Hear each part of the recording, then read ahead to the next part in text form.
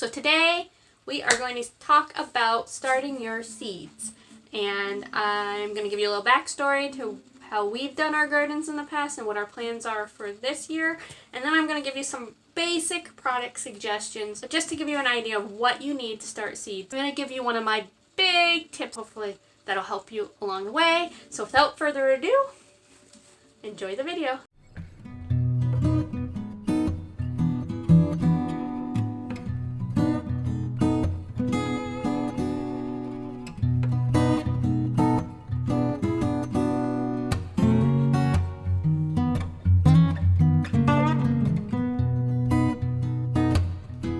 Hey now, welcome back to Sweetwater Diaries channel. Now, I am very excited this year because I hope that this year we're actually going to be able to succeed in planting our garden again.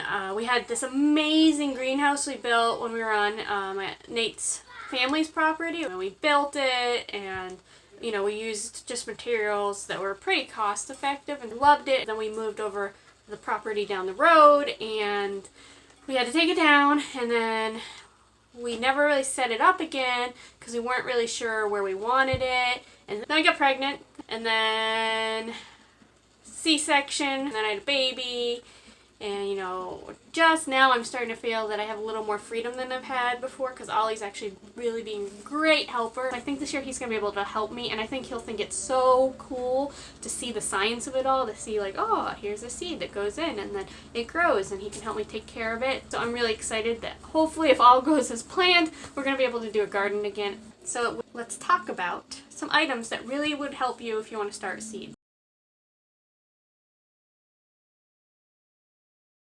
We're going to start with seed containers. What I like about these Jiffy professional greenhouse starter kits are that they're really easy to use. You can reuse them. They start with these little peat pellets. You follow the instructions, you put some water in the tray, then you put your seeds or your cuttings into the peat pellets, and the peat pellets will expand as the water gets to them, and it creates kind of like its own little pot with soil in it. And then it's really nice because you go through the process, you put a little greenhouse plastic lid on top, and it will create the perfect environment with heat and moisture in there, so like it's a little mini greenhouse. And then once the seeds have started to bloom, then you can go ahead, and when they're hardy enough and your weather is right, you can go ahead and either put them in a pot or right into the garden, and it's great. So it's very easy, it's not super messy, and it's super efficient, and it works. We've done this many years in a row, and they have always been really, really great. So the next starter kit I definitely would recommend, they're the Burpee self-watering seed starting kits, and again, they come in different sizes. I have a link below in the description that you can just follow and see which size would work best for you. But what I like about this is it's, again, self-watering. So it has this mat, it has a watering mat and this reservoir so that the water goes down underneath, and then it wicks onto the mat, and then it adds water as you go. You just follow the instructions, so simple like that. And then that way it helps prevent overwatering, which can happen. You don't want to get them too moist. It's kind of finding that happy balance because you don't want mold to go in there, but you don't want them to get too dry because they need the water. So this is perfect for anybody who's not particularly the best, or someone who's brand new, or just someone who's busy. The next phase of what I would recommend is you need some sort of grow light. We have definitely in the past just gone to the hardware store, got a fluorescent light set up, hung it up over the plants, worked, no problem, fine. Well, I have one listed here, the Durolux fluorescent lamps grow lighting system.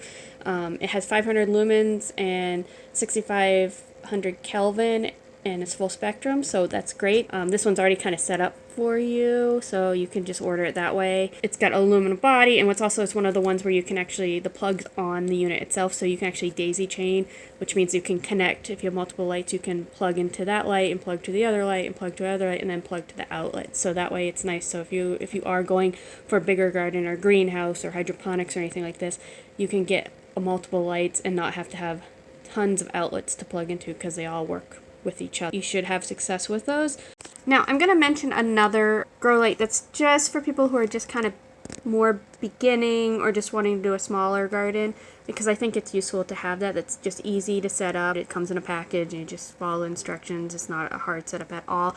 And that would be the Plantation Products KLIGHT Ferry Morse light for seedling and cuttings. It's a grow light. It's small. It's about, I think, 2 feet, and it's 20% more intense than traditional fluorescent lights. So if you kind of want to go up a little bit from a fluorescent light, then this might be it, but you don't want anything too major because you don't do a lot of plants. You have a small garden or you're just doing potted plants or whatnot, then this is great. It's also easy to set up so you don't have to try to make it yourself. So definitely recommend this if you're kind of someone who wants to grow seeds but you do not want to have to deal with a lot of stuff and just want to keep it simple, then this is a great product and I would recommend that. I'm going to stick in here this light that I bought for my houseplants because some of my plants I keep outside during the winter. I have to pull them in, and so I want to make sure they were getting enough light. Plus these avocados need decent light. So I bought this really cool product called the Rosway Premium Grow Light, and what it is, it's really cool. It's got the grow light spectrum, so it's kind of got that cool coloring, and it's 2 lights with a clamp. And so you can kind of move it and bend it to go whatever angle you need to go on your plants. And so it has worked really well on making sure that my plants are getting extra light, because they're getting some sunlight, but really not as much as I'd like. And so it's really been great. And I love that you can clamp it onto things because I've been able to move it around to different plants and I didn't have to like move. So I love this. It works really well. I'm probably going to end up getting another one, to be honest. So if you're just doing a couple of seeds, and you want something you could use for your houseplants and your seed starters, and it's not super square and bulky, then get these because this should work. So now I'm going to get to the one that we're going to try this year. As I mentioned, we've done these other lights before in the past and they've worked well, but we kind of want to try something a little bit more high quality that will work for a larger output.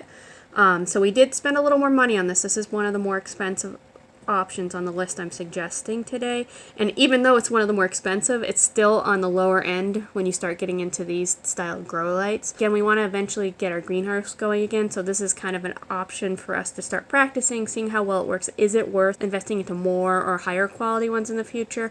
So that's why we got this light, and I think I'll probably do a review on it later, but it has really good reviews. But I'd like to do a review also for you guys later to tell you what we thought of it versus the fluorescent lights and the smaller spectrum lights. So the light that we got this year is the Mars Hydro Reflector 720 watt LED grow light, full spectrum for indoor plants. So it's an energy efficient grow light. It has the growth bloom switch, which is great, and you can either do one or the other or both, and from my research it's recommended just keep it on both, but you may have a situation where you need it to be 2 different ones, and so you have that as an option. It has a long lifespan, up to 50,000 hours. They're really durable. They have a cooling system, so it can run a long time without overheating or malfunctioning, because it will cool itself, which is really important because when you're doing your seeds, you're going to have that light on for a long time. And since this is a little more intense of a light, it's good that it has its own cooling system. Again, this is another one that you can daisy chain, which means you can plug one into the other, into the other, into the other, into the outlet. So if you are planning to do a lot more seed starters, you can. But again, you can just plug it in just one as well. Again, so this is kind of like the starter one of this field of grow lights. So if you're looking to do commercial size gardening, I would just click the link below, follow the suggestions along, and it will get you to some that are a little bit more, they'll be pricier, but they'll be more effective for if you're producing a lot of produce at one time.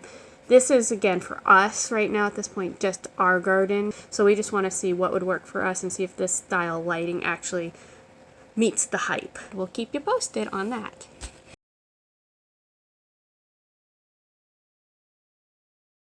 Now we're down to my final 2 suggestions, and this particular suggestion is the Vivio Sun Seedling Heat Mat and Digital Thermostat Combo Set.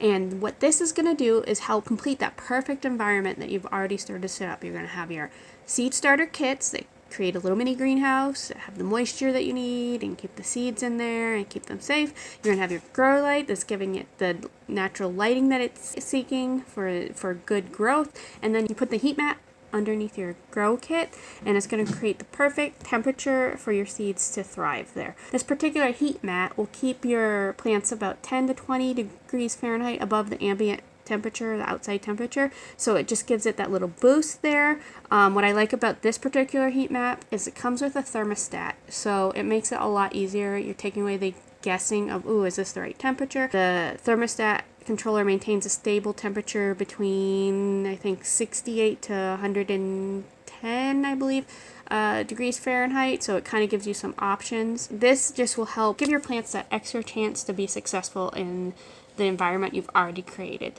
So I would definitely recommend that. I told you I have a tip for you.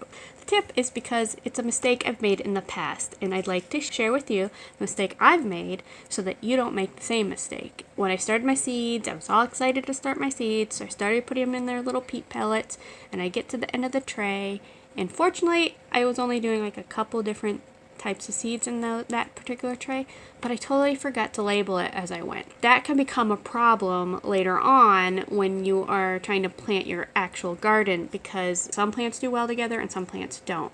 So that's companion planting, and so you need to label your plants so you know what's what and where you need to put it later on once you set up your garden. For example, if you don't know and you plant your really spicy hot peppers next to tomatoes, you may end up with some really spicy tomatoes, which might not be a bad thing, but it also might not be great either. So it's really important to label it. So I've included this particular brand called the KLIGHT plastic plant labels. You can start them with the seeds. What I like about these particular ones is they're a specific plastic, so it's not brittle, and you can write on them and then reuse them. I've tried using tape in the past. I've tried using wood in the past, and those tend to they would get ruined, and then I couldn't read them after a while. I've even tried to paint stones in the past. Those are great for a while, but then they wore off and I couldn't tell, or they got lost when I was digging. So I like these particular ones, but if you've clicked the link, they have some other options. Some are prettier, some are smaller,